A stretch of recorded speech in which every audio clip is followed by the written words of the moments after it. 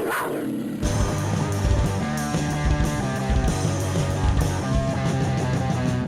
Panthers right back on it. Here comes Verhaeghe leading a 3-on-2. Verhaeghe in the slot. Fires. He scores! Carter Verhaeghe on a roll. That's a career high for him. 19 goals. Welcome to Project Panthers, a weekly podcast discussing your Florida Panthers. Now, here's your host, Brunswick. What a week. I am your host, Brunswick. The show is Project Panthers, and oh, baby, what a week it's been in Panther territory. If you're hearing the sound of my voice, that means you found me on YouTube, Spotify, Apple Podcasts, or any other major podcast platform out there in the World Wide Web by searching Project Panthers. Remember to follow us on all socials by also searching Project Panthers. The Florida Panthers are still fighting for that top spot in their division, but their current record sits at 40-13-5. Still holding on to number one in the Atlantic. Their lead has grown a bit thanks to Tampa Bay and Toronto faltering a bit this week as the Panthers look to improve on key facets of their game as the playoffs fast approach. I've emphasized the importance of special teams on this podcast many times before, and this week really showed me that this group is serious, not just about improving as a team, but deadly serious about winning hockey games. Anyway, enough action movie trailer teasing for me. Let's see how we got here. First game of the week for the Panthers was up against the Ottawa Senators in Game 4 of 5 of this 5-game homestand. Florida looking to get some revenge for the last meeting between these two clubs when they lost 8-2 to the third youngest squad in the league. The Sens have a good young core. It's been developing together for a couple of years now. I see them being a team that can compete within the next couple of years, if I'm being honest. I know the Atlantic is tough, but they're building something good there. But Panthers still looking for their first win on this homestand, by the way. They've lost their first 3 all in regulation last week. Florida's lineup remains the same for this game. Lucas Carlson still in the lineup, meaning that new KHL signing, Petteri Lindbaum, still dealing with those visa issues we heard about. So we'll have to wait to see him in a Panthers uniform for now. Interim head coach Andrew Brunette electing to go with Sergei Bobrovsky in goal on this game. For this game, the Senators countering with Anton Forsberg, who is having easily the best year of his career with the Senators. Finally getting some steady minutes in Ottawa, and he's been responding well, putting up some pretty great numbers, especially as of late. This game starts pretty feisty, as expected, with the guy like Brady Tkachuk captaining the Senators. He doesn't waste any time, starts throwing the body around on every single shift he has at the beginning of the game. You know, Lomberg is going to have something to say about that, so on the first shift that they encounter each other, they exchange moisturizer tips with the face wash and both go to the box for a couple of minutes. Cats do a good job of holding the Senators to no shots to start the game, really clamping down defensively and picking up right where they left off in that aspect, at least against the Oilers. Sens still without a shot over the first 8 minutes in the game before Branston. He takes a 4-minute double minor for high sticking and drawing blood on the play on Panthers rookie Anton Lundell. He got the worst of that one, unfortunately. First great opportunity on the power play actually goes to the Senators shorthanded. They get a breakaway, but Bobrovsky makes a couple of glorious pad saves to keep the game scoreless. The Panthers come back the other way with the second power play unit. They move the puck around in a flurry. They hit a goal post, but they manage to maintain possession. They work it around back to Sir Samuel of House Bennett. He throws it on net. Mason Marchment finds the loose puck and stuffs it home. Senators, they do challenge the goal for the interference, but there's no proof of contact on the review, and as a result, the Senators get punished with another 2-minute minor for losing the challenge, and because the Panthers scored in the first half of the double minor, they get a full 2-minute 5-on-3, but on the ensuing 5-on-3, the Senators get another breakaway that Bobrovsky makes a huge stop on. Now, this is way too many shorthanded breakaways over the last chunk of games that we've seen. It's becoming far too common and not something you want to see when your team's up a man. Most come from the turnovers at their own blue line. I think that's what's causing the biggest issue. We've seen Uyghur do it. We've seen Huberdeau do it. And I got to say, they're pretty lucky that Bobrovsky's been making those big saves because halfway through the first, they are dominating the Sens in shots 16-3 and still leading 1-0 despite not scoring on the 2-man advantage. Sens get a later power play in the first period. After Verhaeghe, he takes a 2-minute minor. The Cats failed on another power play opportunity before the Sens move on to the power play. But the Sens also failed to score on their chance, and the period ends with the Panthers leading 1-0 and outshooting the Sens with an impressive 25-7 count. They're playing a completely dominant game in the first 20 minutes.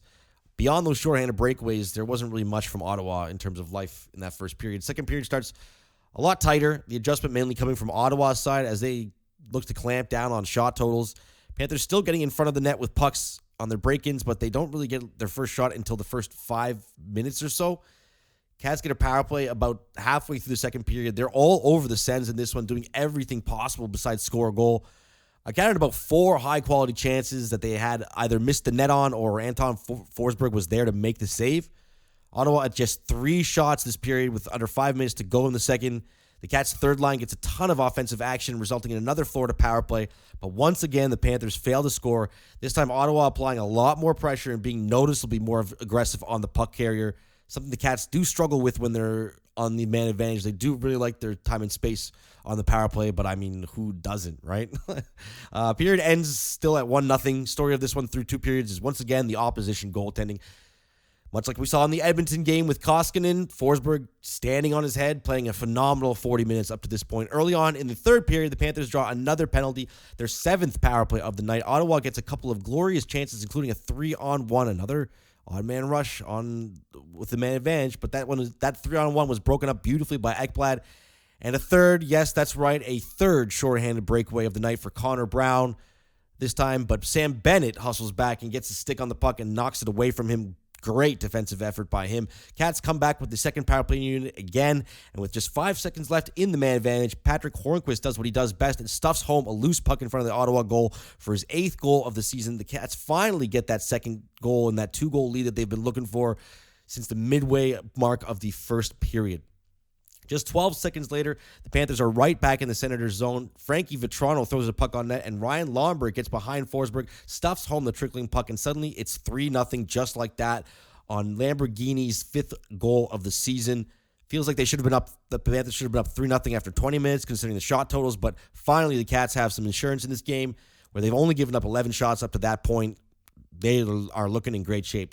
Panthers, they give the Sens a couple of power plays, but they managed to kill them off after another Panthers power play. The team gets into some extracurricular activities when Brady Tkachuk throws a very late hit on Patrick Hornquist by the Panthers bench. This results in a big scrum between the teams by the benches. Gudas and Watson, they go at it for a bit, but all in all, the result is yet another Cats man advantage that they fail to score on. Then later, Josh Brown throws a big hit on Lomberg, but he takes exception to that. They drop the gloves. Lomberg is fired up. He gets the crowd pumped up. Love to see that from him. The Lamborghini getting everybody jacked up. Game ends without much else happening. Cats seal the very convincing 3-0 victory. Sergei Bobrovsky registering his 2nd shutout of the season. He was not really tested much in this game, but big when called up. There was those, breakaway shorthanded chances and the 3-on-1 that we saw shorthanded as well. But beyond that, not a lot of action for him. Hard to stay focused in a game like this, but he was there. Great overall performance from him and the team after a disappointing few games last week.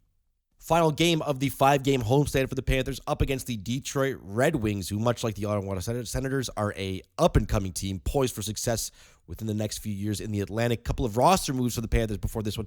Oli Juolevi was waived the Friday before this game, making room for new signing Petteri Lindbaum. He did not make his debut in this game. Lucas Carlson still dressing in the 6th D-man role for this one. Noel Acciari also back into the lineup for the first time in a couple of weeks. Ryan Lomberg taking the seat with a minor ailment after that game against Ottawa. Sergei Bobrovsky also back in net coming off that shutout against Ottawa. Jeff Blashill and the Red Wings counter with noted Panthers killer and longtime enemy of the franchise Thomas Greiss on the second half of a back-to-back, losing the first game the previous night to the Tampa Bay Lightning. Panthers get started early in this one off a Barkov faceoff when just 4 minutes in. Weegar gets a shot on net, and the big juicy rebound sits out in front for Mason Marchment. He scoops it up and backhands it past Greiss for the 1-0 Panthers lead. Marchment now up to 20 points. That's 11 goals and 9 assists over his last 12 games played. What a crazy run by him.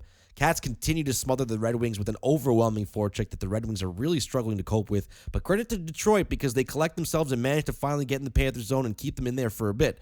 On a failed clearing attempt, Danny DeKeyser throws a puck on net, and Ryan Fabry is in the right place at the right time to deflect it home past Bobrovsky. We've got a tie game barely 7 minutes into this one. Best line in the first period for the Panthers, definitely the Vetrano-Lundell-Reinhart line, spending almost every shift in its entirety in the Detroit zone, generating a ton of chances early on. Cats draw a power play halfway through the first period. Dylan Larkin going to the box for roughing. Less than a minute into the man advantage, off the rush, Barkov gets it to Reinhart at the Red Wings blue line. He takes some ice and then finds Anthony Duclair on the right side, and he blasts a one-timer over Grice's shoulder. It's 2-1 Panthers, 5th power play goal in the last 3 games for Florida. So there's an area of their game that you hope to see improvement on. I've mentioned it last podcast that they need to improve on the special teams, and you know what? Lately they have been. I really do. It's been something. It's a point of contention all season, just like the faceoffs. Red Wings get a power play of their own when Mason Marchment gets called for slashing. Bob comes up with a big stop a few seconds in off a set play from Detroit, and the only other moment of note during the 2-minute power play was Lundell's shorthanded breakaway that Grice denied, and just as Red Wings power play expires, Sam Gagner, he takes down Brandon Montour.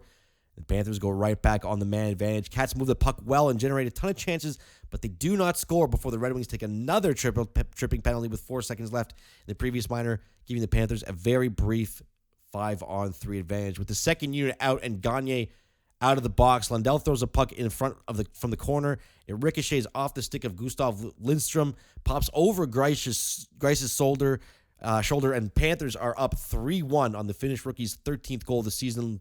Very fortuitous bounce for him. The first stanza ends with the score 3-1 Cats leading shots 15-8. Second period starts without much going on. Panthers still dictating the majority of the play in this game. After the Red Wings draw a power play, Panthers kill it off, and just moments after they do, Huberdeau, he finds the puck in the Detroit zone and spots an open Sir Samuel of House Bennett in front of the Detroit net. He dekes Grice out of his jock strap and scores it to make it 4-1 Panthers. Now with the stranglehold on this game, keeping Detroit to only 10 shots at the halfway mark. Another impressive defensive effort, much like we saw against Ottawa in the previous game. Panthers are making it look easy. And speaking of making it look easy, Lucas Carlson, he carries the puck all the way from his own goal line. The Red Wings make a couple of lackadaisical attempts to strip him of the puck, but he glides into the Detroit zone with ease and throws a puck on net that beats Grice down and low, makes it 5-1 Panthers. Barkov collects his 3rd point on the night on Carlson's 3rd goal of the season. Thomas Grice's night is done after one I'm sure he'd love to have back. Andrei Nedeljkovic takes the goal for the 2nd time in 2 nights as the "We Want 10" chants echo through Florida Live Arena. Unfortunately for the Red Wings, the goaltending change does little to change the way this game is going. As not long after Nedeljkovic takes the net, Sam Reinhart finds Frank Vetrano open in front. He slides it over to Lundell, who buries his 2nd goal of the night. Panthers' lead is now up to 5 goals, 6-1 Cats in the second as the second period comes to a close. Panthers playing a dominant game against the Red Wings, and the Red Wings are beating themselves just as much as the Panthers are beating them through 40 minutes. I will say that. Not a great effort from the Red Wings. I think they were pretty exhausted after playing Tampa the night before. Panthers continue their dominance in the third, coming at the Red Wings relentlessly throughout much of the third period. A lot more tame in terms of opportunities, though. Pressure from Florida as they kind of take their foot off the gas with the 6-1 lead. Red Wings do get one back when Tyler Bertuzzi snipes one a home pass, Bobrovsky off a faceoff to make it 6-2, another goal off of a faceoff win. Panthers roll to the very convincing victory. Bennett, Lundell, Barkov, and Reinhart leading the way with multi-point nights. Back-to-back dominant performances by the Cats. 2 impressive wins against teams below them in the standings. A couple of big positives as they roll onto the road to face the Buffalo Sabres. Bobrovsky with another very easy night, only facing 22 shots. The boys in front of them played another full 60-minute effort to secure the victory. The Florida Panthers are back and on the road again after a disappointing 5-game homestand in which they went 2-3. Although, as you just heard, trending upwards in those final 2 games with great convincing wins over Ottawa and Detroit. In Buffalo to take on the Sabres. After Saturday, we learned that defenseman Olli Juolevi was claimed by the Detroit Red Wings that we just played after the Panthers waived him with the intention of sending him down to Charlotte to play with the Checkers and kind of work on his game. Juolevi, he came over in the deal with Vancouver for Juho Lammikko, if you remember. Never really seemed to find his game in the 10 that he did suit up for this season. Former first-round pick, I believe he's a 5th overall.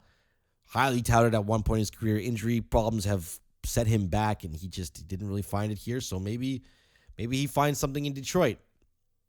Speaking of the Checkers, Spencer Knight was called up on Monday morning, and he got the nod in this one up against former Florida Panther Craig Anderson in goal for the Sabres. The 20-year gap between Spencer Knight at 20 years old and Craig Anderson at 40 years old is the largest gap in age between starting goaltenders since the 2007 season. Beyond Knight starting, no other lineup changes for interim head coach Andrew Brunette. Ryan Lomberg was added to the injured reserve this weekend, though. He is day-to-day with his current ailment. Lucas Carlson is still also in that sixth defenseman slot, so we are still yet to see Peter Lindbaum. But the anticipation, it keeps building. I feel like we're setting ourselves up for a little bit of a disappointment, but who knows? Maybe he's a stud. This game starts a little slowly. Most of the Sabres trying to generate something in the Panthers zone, but not really getting too much. Panthers don't get their first shot on goal until after the 5-minute mark of the period. And it was one hell of a first shot because Barkov sneaks behind the Sabres net and finds a former Buffalo Sabre, Brandon Montour, streaking towards the net. He times the pass from Barkov, makes it 1-0 on the very first shot of the game for the Florida Panthers. Just 5 minutes later, on their second shot on goal, Patrick Hornquist drives towards the net and just shoves it in past Anderson and makes it 2-0. This is a bit of an unusual goal since it went in off of either Hornquist or the Buffalo defender in front, Robert Haig. From a certain angle, we see that the net actually pops off momentarily, right up off of its moorings. Just enough for the puck to sneak in and under the net. The refs do go upstairs and take a look at this and deem it no goal. The right call from the officials. This was a strange play that you don't see too often, but it does happen. It does happen. Shortly after this disallowed goal, the Panthers come back with a unfortunate penalty. Anton Lundell takes a 2-minute minor. The Panthers do manage to kill off, and 2 minutes after that is killed off. Huberdeau takes another slashing call that the Panthers also managed to kill off. So some nice PK flexing of the muscles in the first period. Not long after the penalty, Anton Lundell takes a pass and gains the Buffalo zone before some very light contact by the Buffalo defender leads to Lundell awkwardly falling on his leg and tumbling into the corner. It didn't look too good for him, and as a result, he heads to the locker room to get checked out. Nothing really malicious happening on this play. It was just one of those simple contacts you experience in hockey. And I guess if you get a rut in your skate, or something happens on the ice and there's just a chip or something, it can just be something as simple as that can cause a little tweak to your knee or ankle. So hopefully Lundell's nothing too serious. Buffalo really dictating play in the first period, though. Cats getting a little bit of pressure, but Buffalo in the Buffalo zone, but not a whole lot of sustained action.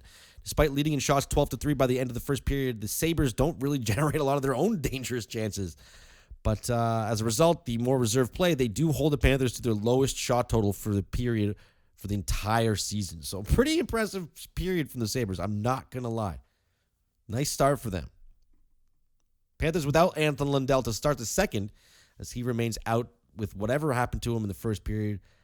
He's out for the remainder of the game, so Andrew Brunette is forced to make adjustments, and his decision is to move Sam Reinhart to center, as well as Noel Acciari returning to his natural position, and Acciari likes that just fine. As just a couple of minutes into the second period, he carries the puck into the Sabres zone, goes wide on the Buffalo defender, then slides the puck to his forehand, flicks it off the far post, and gets it past Craig Anderson for the 2-0 Panthers lead. An absolutely stunning goal from Noel Acciari for his first goal of the season. Welcome back to the lineup, Cookie. Mason Marchment gets his second assist of the night, now up to 22 points in his last 14 games played. Panthers get their first power play of the night, and very quickly into this one, they strike as Sam Reinhart tries to stuff it home in front. Anderson makes a save, but Barkov picks up the rebound, finds Duclair in the slot, and he buries his 22nd goal of the season. 3-0 Panthers. Cats kill another Sabres power play, and just moments after the TV timeout, Eetu Luostarinen wins a race to the puck in the far corner of the Sabres zone. He quickly gets it to Marchment in the faceoff circle, who sends it in front to Carter Verhaeghe, and he taps it in for the easy marker. 4-0 Panthers on Cardi V's 17th goal of the season. Sabres hanging Anderson out to dry with no support at all in front of him. And we see that on display even more when barely a minute after the Verhaeghe goal, the Panthers find themselves on a 3-on-1 that Weegar gets to Bennett, who sends it across the net to Patrick Hornquist, and he buries his 9th goal of the season into the gaping net. 5-0 Panthers as the boos begin to ring out in the Key Bank Center. A very massive turnaround from the Sabres from the first period, where they looked to be playing a very tight defensive game against the Panthers, but I guess it was just a matter of time before this offense strikes. An unfortunate night for Craig Anderson. Not his best game, but as I said, the team in front of him just not stepping up to the challenge after the impressive first period defensively. Shame, though. Honestly, it's a shame. This might be the last time we see Anderson play the Panthers. Now, this may not mean like anything to you guys, but Andy is one of my favorite goaltenders to ever play on the Panthers. I remember he put up some pretty incredible numbers with the Cats, and At one point, he actually gave us a goalie debate, which no one saw coming after he was on the roster. He won a roster spot to back up Thomas Volkun. And in that process, he put up a 2.52 GAA, a 928 save percentage over the 53 games he played with the Panthers. Anderson is one of the last guys left from that generation of players, and he's been in the league for almost 20 years. Seeing him on his last contract, or what might be his last contract, is bittersweet and makes me feel like an old man. It really does. Great career from Andy, though. I would, like I said in the last podcast, I would love to see the Panthers sign him. I really would. Or acquire him, for a late draft pick or something. I doubt the price would be costly. Anyway, enough waxing poetic or nostalgic, I guess. The Panthers take the dominant 5-0 lead in the third period, almost making it 6 or 7 goals before the period closes out. Sabres now behind in shots after that very interesting first period, 23-18. One of the worst periods I've seen from a team all season. So I'm sure the boys from upstate New York would want to have those back. Panthers had another power play goal in the third period. Barkov scores on a nice feed from Huberdeau for his 26th goal of the season. Panthers scored 2 power play goals in 4 straight games for the first time in franchise history. Sabres finally show some life in the third period again on a power play, but Spencer Knight looking solid as ever in net. He makes the saves he's asked to kill it off. That stint in Charlotte, it really served Knight well. He looks much more controlled and comfortable in net. He's not battling the puck nearly as much as he was earlier in the season. And he looks just a lot more grounded and relaxed in net, similar to what we saw from him last season in the playoffs. Just a calm, cool as a cucumber kid. Sabres, unfortunately, they do spoil his shutout bid with under 7 minutes to go in this one, but not much more life from them as the Panthers win their third straight game. 6-1 is the final. Second game in a row, putting up a 6th spot from the Panthers, and Sam Reinhart and Brandon Montour return to Buffalo for the first time in a very successful effort as the Panthers move on to Pittsburgh for the second of a back-to-back on a 3-game winning streak. And in Pittsburgh to take on the Penguins for the second half of a back-to-back, interim head coach Andrew Brunette going back to Sergei Bobrovsky in goal, with Spencer Knight quickly being sent back down to Charlotte after a stellar victory over the Sabres the night before. Jonas Johansson backing Bob up again for this one. Before this one, we learned that Anton Lundell will be out for the game, so Eetu Luostarinen gets bumped up to the third line to play with Marchment and Reinhart. Maxim Mammon gets off the IR and slots back into that first line winger role. Still no game for Petteri Lindbaum just yet, although he has been seen in pregame skates rocking number 40 for the Panthers. Last cat since Janis Sprukts to wear that jersey. Other greats include Vaclav Neterost, wore that number. There's a name I haven't. Those are 2 names I have not heard in a very long time. Oh man, Janis Sprukts. Wow. Penguins countering with Tristan Jarry in goal as they look to bounce back from the last game, a 3-2 loss to the Carolina Hurricanes. Cats start out much better in this one than they did in Buffalo the night before, as they overwhelmed the Penguins in the first few minutes, putting up 5 shots almost immediately to start this one. Jarry makes some nice saves to keep the game scoreless after the early onslaught before Bobrovsky gets tested for his first time, stopping Dominic Simone on a cross-ice opportunity. Penguins do wake up after that chance, but the Panthers do a good job keeping them away from the down-low areas by the net. Then with just over 7 minutes to go in the first, Sam Reinhart takes a pass off a face-off in the Panthers zone. He carries it all the way into the Penguin zone, makes a move in front of the net. The puck gets deflected off his stick, but that's okay because it pops up into the air. Reinhart takes a swing at it, the airborne puck, and bats it past Tristan Jarry for the 1-0 lead. Reinhart's 19th goal of the season is a beauty. Great hand-eye coordination shown by Rhino on this goal. Under 2 minutes later, the Panthers do something they've been doing all period long with great effectiveness and win a battle down low. Barkov's centering pass bounces off a skate in front and goes right to Ekblad, who throws it on goal and beats Jarry to make it 2-0 Panthers. Great spot to be at to start this game on the road on the second half of a back-to-back against a very good Penguins squad. Soon after the goal, though, Sam Bennett takes a 2-minute minor for roughing, giving the Penguins a chance to get right back in this one. Panthers have been crushing it in the special teams department lately, having killed off 19 of their last 21 penalties. Huberdeau gets himself a breakaway halfway through the PK, but Jarry comes up big for his teammates and keeps the game at 2-0. Panthers completely unfazed down a man and kill it off with ease, leaving their own zone with the puck basically uncontested almost every single time they try to. Penguins get a chance on a turnover by the Panthers at their own blue line. Sidney Crosby sends it in front to Brock McGinn. He rings it off the left goal, post. So Bob is fortunate on that one. First period ends 2-0 Cats, leading in the shots department as well, 13-10. Maxim Mammon with a very, very strong first period after coming back from injury. Penguins come out with purpose in the second, getting a couple of chances to start the period. And on one of the plays, after Bobrovsky steers a shot into the corner with his blocker, the Penguins work it back around in front. Brandon Rust throws the puck towards the front of the goal, and Zach Austin Reese reflects it in and cuts the lead in half. Just 9 seconds later, that's right, 9 seconds later, the faceoff is in the Panthers zone. Crosby wins it back to Jake Gensel, and he one-times the shot over the Bobrovsky's right shoulder. And just like that, the Penguins tie the game. That's 2 goals in 3 games off of faceoffs. Still something, even though the Panthers are trending up in faceoffs, they gotta improve on that. It's a short loss of focus from the Cats, and the Penguins are a good enough team that they can punish them immediately for something like that. And like I said, the Cats have been better at faceoffs. They're winning at a clip of north of 53% over the last 10 games or so. That percentage puts them in the top 6 in the league. So that's a big improvement over them being bottom 3 in the league for a while there. They're up to, I think 25th now in the NHL. But the second Penguins goal is a clear example of how valuable those faceoff wins can be in a very important time. Panthers get a power play not long after the Penguins tied up. And a minute into the man advantage, Huberdeau picks up the big rebound off of a Barkov shot, slides it over to Duclair in the slot, and he snipes it home through a crowd, past Jerry to put the Panthers back in the lead at 3-2. Duclair ties his career high with his 23rd goal of the season. The teams exchange power plays at the end of the second period, but the stanza ends with the score still at 3-2 Panthers. Penguins, much like the second period, come out with some fire to start the third, but Bobrovsky makes a couple of great saves to maintain the lead for the Panthers. Penguins continue to pepper the Panthers throughout the period, but not generating a ton of dangerous chances. But anything they do get to Bob, he is there to make the save.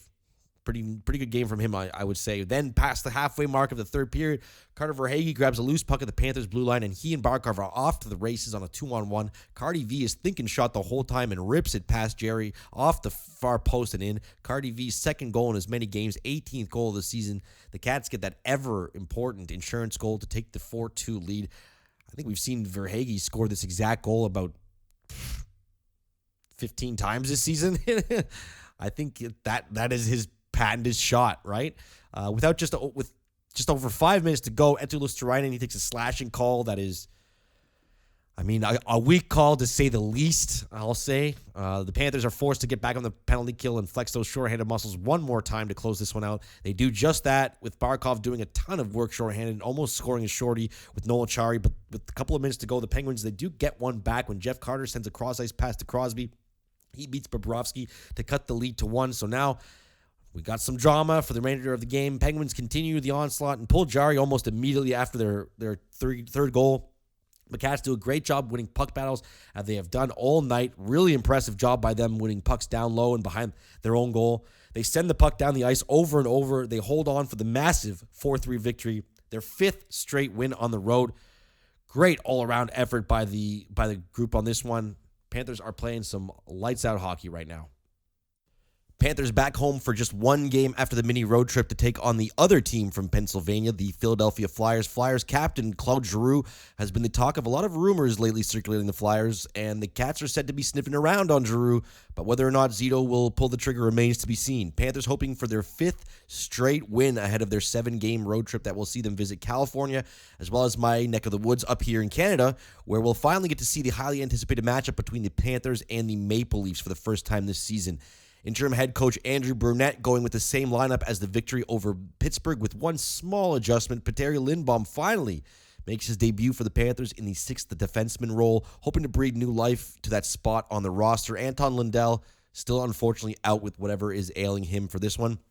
Flyers start out well in this game, getting a couple of chances early on, but the Panthers managed to strike first when Barkov makes a touch pass in the neutral zone off of a Flyers turnover. Carter Verhaeghe picks the puck up with speed, enters the Flyers zone, spins himself around looking for some room, and fires a shot on goal that beats his fellow Carter Hart in net, and Cardi V's got his 19th goal of the season and goals in 3 straight games. 1-0 Panthers, a new career high for Carter Verhaeghe that he did set last year in the shortened season, but still nice for him to hit a new mark in his career. But the hockey gods, they do giveth and they do taketh away. When Verhaeghe goes to the box for 2 minutes, not long after giving his team the lead, the Flyers, despite having decent firepower up front, They're actually the third worst team in the league with the man advantage and scoring at a rate of just 13.5% on the season.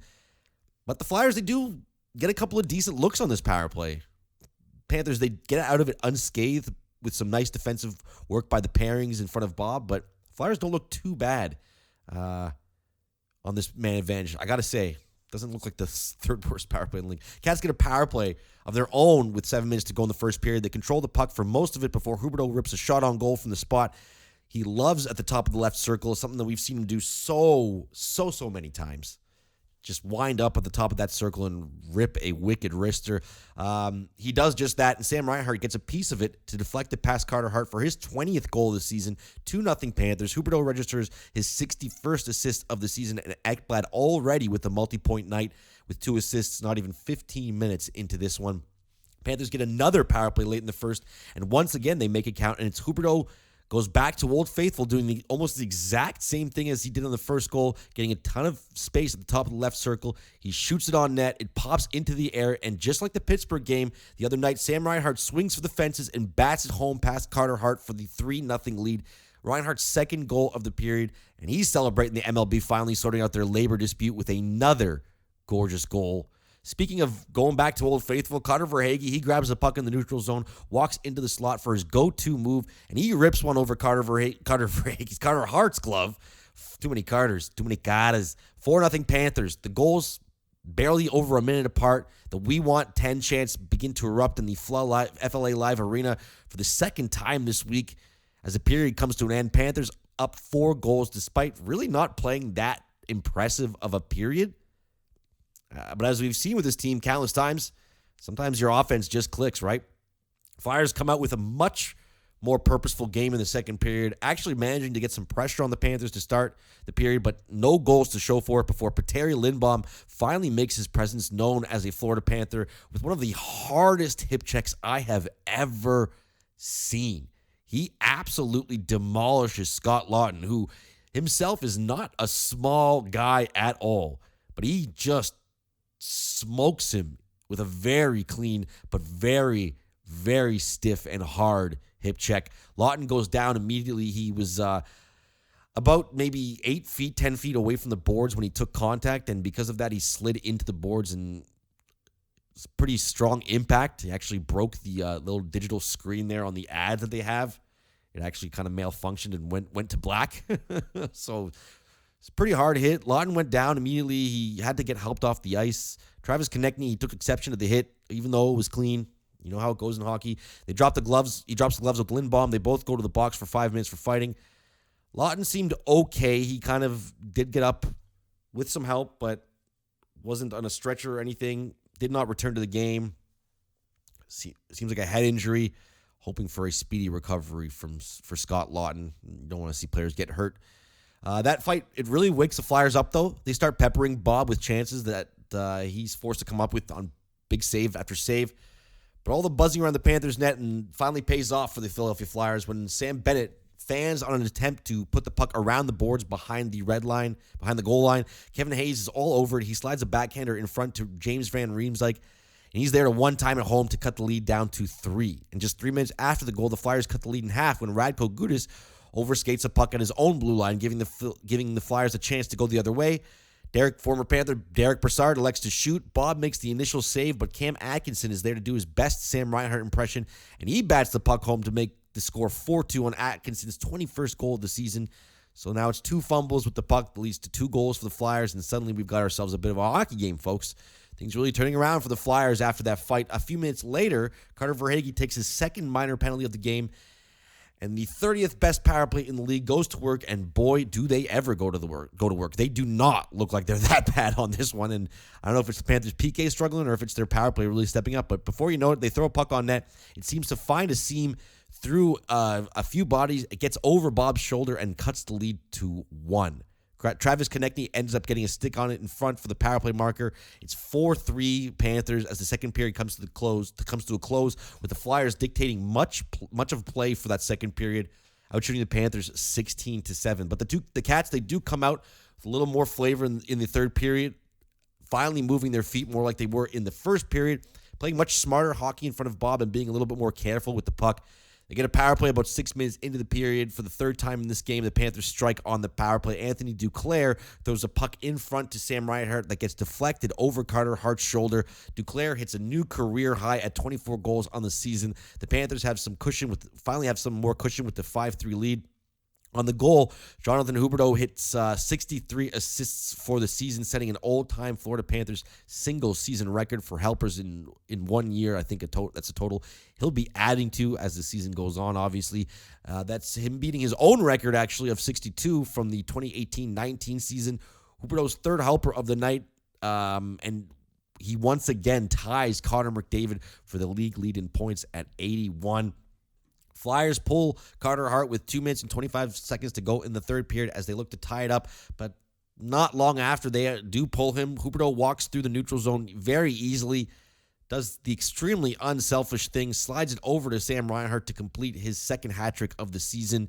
Reinhart up to 44 points in his last 33 games played, an incredible streak from him after somewhat of a slow start to his career as a Florida Panther. Cats win their 5th straight game. They score 6 goals for the third time in 4 outings. Another strong win from Florida as they sweep the season series with the Flyers. And that tops off a very impressive week from the Panthers, bouncing back quite well after that tough 3-game losing streak at home. The team really wanted to work on special teams over the last month. We heard them talking about it in practice audio and in pre- and post-game audio, and I've emphasized it enough on this show all season, a ton. I have talked about it so much that we needed to get better in both avenues. Otherwise, the team will struggle to find success in the playoffs. And, I feel like a broken record saying this again, but we saw what Tampa did to the Cats with that deadly power play last season in the playoffs. But this team is clearly putting in a ton of effort on that aspect of their game because they have improved immensely over the last 9 games played. Over that span, their power play has gone 13 for 33. That's 39.4%. And their PK is 24 for 27. That's 88.9%. Both of those percentages put them at the top of the league. Now, I don't know if a 40% power play is sustainable. Those numbers are definitely inflated with the small sample size. I know I cherry-picked 9 games. I don't know. But it really goes to show that this team is willing to put the work in and do what they need to in order to improve facets of their game that are weaker than others. That's a commitment to winning that you love to see. You just love to see. If they can continue to have similar success on their special teams they've had over this last little while, I think they'll be in fantastic shape come playoff time. Now, there's also lots of rumors swirling around the Florida Panthers as the March 21st trade deadline fast approaches. As I've mentioned before, earlier on this podcast, the name that we've heard more frequently than others is Claude Giroux. Giroux is approaching 1,000 games and seems to want to hit that number in a Flyers uniform from what everyone seems to be able to gather. It's completely understandable after a great career in Philadelphia for Claude. If the Panthers are looking to acquire him, they'll likely have to wait until after the Flyers' March 17th game against the Predators, which is when Giroux should hit the 1,000 game mark, barring any injuries over the next couple of games. So if he is coming to the Panthers, we will just have to wait and see for the next week or so. Do I think acquiring Giroux is the right move? I mean, he's one hell of a piece. Do I think he's worth the price they'll have to pay? That remains to be seen. Rumors are floating around that neither Heponiemi or Tippett are going to Philly, and that is actually Gregory Denisenko that the Flyers have had their eyes on. Denisenko has picked up his play of lately at the AHL level, but still hasn't quite blossomed into the player that he was drafted as in 2018. This would leave the Panthers with other pieces that they could still move to improve this year at the deadline. Now, I'm a bit skittish about bringing in Giroux, though. He's going to be an expensive rental that the team likely can't re-sign. This is unless he takes a total sweetheart deal in the offseason and plays for the Panthers for like $2 million a year or something, and maybe bonuses as he pursues a Stanley Cup ring. That could happen, but I don't know if it will. I am cautious about emptying the cupboards that are already a bit bare after making trades last season to boost the team's depth with moves to acquire Bennett and Reinhart. I just don't know if this team is built for a long playoff run just yet. I don't know. Do you? We still haven't seen them get over the hump of winning an actual playoff series. I do fully trust general manager Bill Zito to make the right moves, But I also worry about scraping the remaining draft picks and prospects the team does have left in the system to try and make a push this year, as if this year is the last year they have a chance to do that. Most guys on this team are signed to multi-year deals, and guys like Duclair, Verhaeghe, and Bennett all have very cap-friendly contracts for the positions/roles that they fill. The team is obviously already damn good. If I'm Zito, I sit back a bit this year. I pick a couple of pieces up to improve depth on the back end and maybe a goaltender, although reports indicate that Zito is happy with the goaltending situation, so it doesn't sound like that will be happening, which, in my opinion, is a mistake despite Spencer Knight's stellar performance earlier this week. I have talked about that in the previous podcast, not going to touch on that again. I do want to see what this team is made of, though. I want to see what this group can do without too much outside help. I know that acquiring a couple players could be a nice little confidence boost, but look at this group. Do they really need that much more confidence? They still need to prove that they can get something done themselves. And although I get the desperation of winning a playoff series, wouldn't it be more fun to win 4 in a row instead of just 1? On that thought, I'm going to end this week's show. I am Brunswick. Thank you for listening to this week's episode of Project Panthers. An impressive turnaround and return to form for the Florida Panthers this week, knocking off 5 straight wins to bounce back from that 3-game slide that they had on the homestand. Cats are back on the road starting on Sunday in Los Angeles for a late game. Hope you're up late for that one. I know I will be. A tough 7-game road trip awaits them with some great tests along with the way, including the aforementioned highly anticipated matchup between the Panthers and Toronto Maple Leafs. Hoping for more strong road performances from this group by the next time you hear my voice, we may very well likely have some new faces in Panthers jerseys before the trade deadline. Keep filling in the FLA Live Arena and showing these boys just how much love they deserve for this incredible season they're having. Remember to follow Project Panthers on all socials, YouTube, Spotify, and Apple Podcasts, and send your questions into projectpantherspod@gmail.com. I also did a guest spot on the Cubicle Athlete podcast with Derek Fortin last week, where we discussed a ton of different topics surrounding the Florida Panthers. So check that out by Googling Cubicle Athlete podcast on any major search engine. I think everyone just uses Google these days. But do that if you want to hear more cast discussion from myself and him. It's a great episode. Loved being on that. So thanks for that, Derek. I am Brunswick. Thank you once again for tuning into this week's episode of Project Panthers. Go Cats, go, and have a week.